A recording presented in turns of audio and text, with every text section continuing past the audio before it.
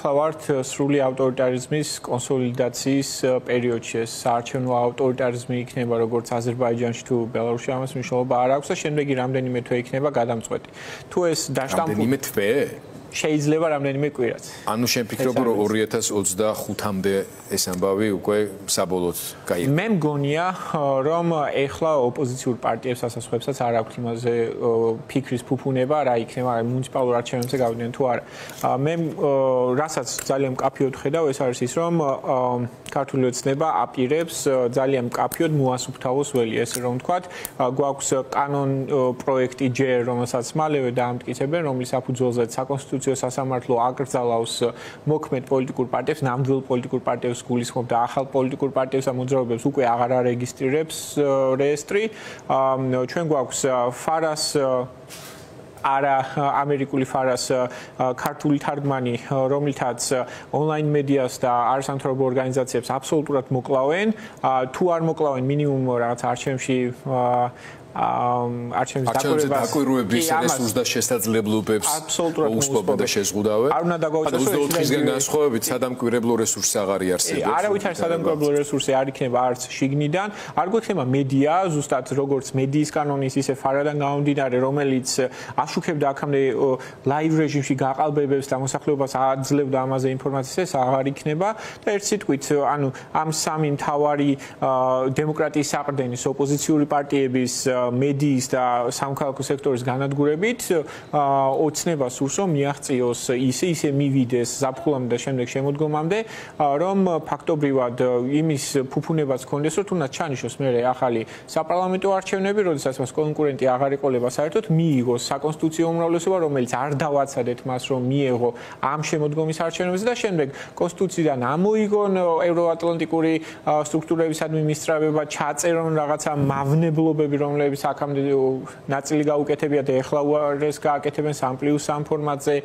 და სხვა რაღაცა ოპოზიციურ პარტიების აკრძალვას და ასე შემდეგ ეს არის ძალიან აშკარა რასაც აპირებს ქართული ოცნება ამის სანაცვლოდ ჩვენ თუ ეხლა დავუწყეთ ფიქრი იმაზე რომ აი მუნიციპალურ არჩევნებზე მივიღოთ მონაწილეობა თუ არა ეს ან 6 თვის მე რას ვაკეთებთ ანუ ამაზე ოპოზიციური პოლიტიკური პარტიების ნაცვლად უკვე იფიქრა ბატონმა ივანიშვილმა და პრინციპში ისეთ გარემოს ქმნის რომ პოლიტიკური პარტიამ რო იფიქროს მიიღებს თუ არა მონაწილეობას იქამდე უნდა მიაღწიოს ზუსტად ან ლიდერებს უჭერენ აგერ სასამართლო დარბაზს თუ გინდა ვინმე ნახო პოლიტიკურად აქტიური საქართველოში უნდა მიხვიდე სასამართლოს ეზოში ესე ანუ პარლამენტთან ორი ვარიანტი არის რა მეტი სივრცე აღარ დარჩა საერთოდ ჩემი შეკითხვა უკავშირდება პერსპექტივას. დღევანდელი დღე მნიშვნელოვანია არა მარტო პროტესტის უწყლობების მორიგი დემონსტრირებისთვის და ძალიან მნიშვნელოვანი იყო ის განცხადება, რომელიც მოძრაობის ჩამოყალიბებაზე და ბრძოლის გაგრძელების ძირითად მიზნებზე დღეს გაკეთდა პარლამენტის წინ პატიმართა მშობლების, მათი ახლობლების, მეგობრების და გულშემატკივართა მხრიდან. ამის პარალელურად ძალიან მნიშვნელოვანი იყო საერთაშორისო გამოხმაურებები. აი ხუთი მსხვილი რამ მოხდა რომ დავთვალოთ კიდე იყო იქ რაღაცები მაგრამ აღარ ვათვლი იმას და მათ შორის ყველაზე მნიშვნელოვანი რა თქმა უნდა შეერთებული შტატების სახელმწიფო დეპარტამენტის როგორც ახალი ადმინისტრაციის პირველი ოფიციალურად გაცხადებული პოლიტიკა რაც აბუნდოვანებდა გარკვეული გაგებით სურათს იმიტომ რომ ევროპასთან და ბრიტანეთთან როგორ ლაგდებიან თვითონაც შეეგუენ ამას და ამიტომ სამიზნე დაპირისპირებაში ღიად არიან შესრულები და იციან მაგრამ აი ტრამპის ადმინისტრაციასთან ჯერ კიდევ ისე გაურკვევ დღეს ეს ყველაფერი ძალიან მკაფიოდ ითქვა. ეს რას ცვლის საქართველოში მოსახლეობის საზოგადოების თავისუფალი საზოგადოების შემდგომი განწყობისა და ნაბიჯებისთვისაც. იმიტომ რაც ახლა სურათი დახატა ის ძალიან დამძრგუნველია. კი, ეს სურათი რომ არ განხორციელდეს, ამისთვის რა უნდა გავაკეთოთ? დღევანდელი დღე იყო ძალიან მკაფიო. ეს არის ორმხრივი მიდგომა. პირველ რიგში ეს რუსთაველის პროტესტი იქნება თუ ზოგადად ყოველდღიური განსხვავებული პროტესტების სხვადასხვა შინაარსის მქონე აქტები. ეს არის აუცილებელი იმისთვის, რომ ელემენტარულად ერთმანეთი გავამხნევოთ, დავინახოთ, რომ ეს პროტესტი, ეს მუხტი არსად არ წასულა, ჩვენ მზად ვართ, როდესაც რაღაცა მნიშვნელოვანი ამბავი იქნება მოსახდენი. მეორე მხრივ ეს პროტესტი აცოცხლებს საგარეო წნეხსაც და ეს საგარეო წნეხი არ არის რაღაცა მხოლოდ სავიზო შეზღუდვები და ასე შემდეგ, ეს წნეხი გამოიხატება მათ შორის, თქვენ როგორც ახსენეთ, ამერიკულ სამომავლო ასევე შესაძლოა სანქციებშიც, რაც მთავარია, მე მწამს იმის, რომ ამერიკელი ხალხი მიუხედავად იმისა, რომელი ადმინისტრაცია იქნება ძალაუფლებაში, ისინი ერთგულები იქნებიან იმისა, რასაც 30-ზე მეტი წელი ამბობენ, რომ ისინი არიან ქართველი ხალხის გვერდი. დღეს განცხადება სხვათა შორის ეს ძალიან მკაფიოდ ზუსტად ამ სიტყვებით იყო კვლავ გამეორებული. კი, და ეს ძალიან კარგი. ჩვენ ვიცით, რომ ქართული ოცნება ცდილობს, რომ ამ ადმინისტრაციასთან რაღაცები დაალაგოს, ლობისტებიც ყავდათ გაშვებული ეს Heritage Foundation-თან უნდათ რაღაცები, მაგრამ საბოლოო ჯამში მართლაც ისეთ რაღაცაზე დადის, რომ ამერიკა საქართველოს ჩადებული აქვს ძალიან მნიშვნელოვანი ინვესტიცია, ძალიან მათ სურთ ჩვენი წარმატება, მათ სურთ ქართველი ხალხის წარმატება და მე მგონია, რომ როგორი ლობისტური რაღაც საქმიანობაც არ უნდა დააფინანსოს ქართულმა ოცნებამ, რაც არ უნდა სცადონ, ნებისმიერი ადმინისტრაციის პირობებში, ნებისმიერი დეპარტამენტის პირობებში ისინი გააგრძელებენ ქართველი ხალხის მხარდაჭერას. და საბა ბოლოს რატომ გვჭირდება ჩვენ ეს მხარდაჭერა ქართველებს და რატომ გვჭირდება ჩვენ რეჟიმს დიქტატურის ჩამოყალიბება არ ვაცადოთ, ამის საშუალება არ მივცეთ. აი დღევანდელი და ბოლო 2 დღის ყველაზე აქტუალური თემა, პრობლემა არის საკვების უსაფრთხოების თემა, ხო?